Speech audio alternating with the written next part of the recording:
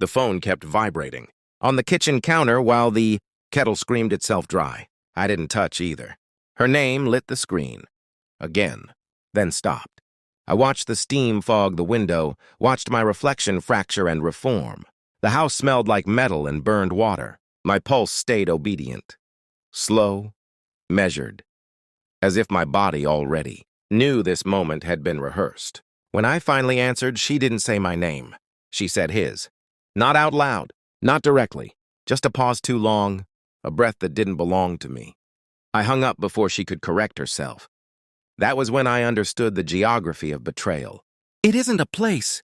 It's a direction. Once you see it, every step you've ever taken rearranges itself around that knowledge. I stood there, hand resting on the counter, and felt the quiet collapse of years. No sound, no drama, just the sensation of something heavy choosing gravity. I learned where he lived that night. I didn't go. I told myself restraint was strength. I told myself a lot of things. There were signs I had cataloged without meaning to.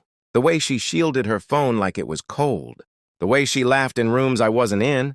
The way intimacy became a scheduled courtesy. I replayed them now, slow and forensic, each memory admitting what it had always been.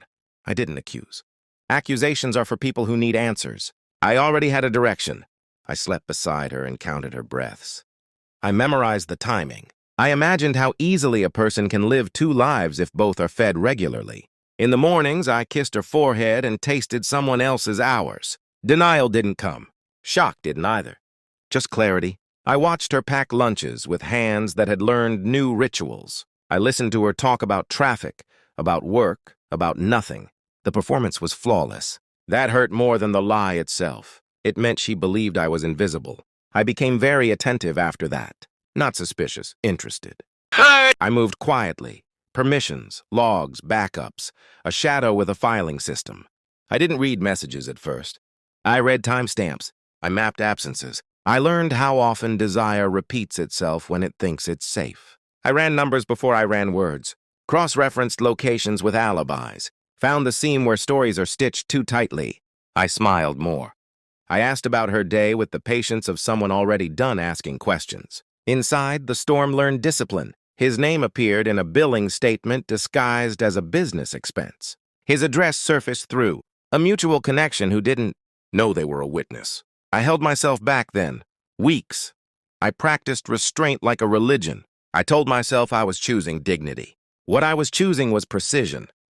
The proof arrived in a plain envelope. No return address. Just facts that didn't care about feelings. I read it once. Then again. Then I folded it neatly and placed it back inside as if it were something fragile. That evening, I asked her a question I already knew the answer to. Have you ever been to Brookline? She blinked. Once. Too slow. No. I nodded, handed her the envelope. Watched her read. Watched the blood drain from her face as truth rearranged her spine. She tried to speak. Sound failed her. Tears attempted an entrance and were denied. I felt nothing. Not relief. Not triumph. Just the quiet satisfaction of alignment. I told her I was going for a drive. I went to his house because restraint had finished teaching me. The place was smaller than I expected. Clean, careful, a man who believed himself invisible too. I didn't raise my voice. I didn't threaten. I showed him what I knew. What I had already sent. His employer, his wife. The authorities who specialize in patterns like his. I watched his confidence liquefy in real time.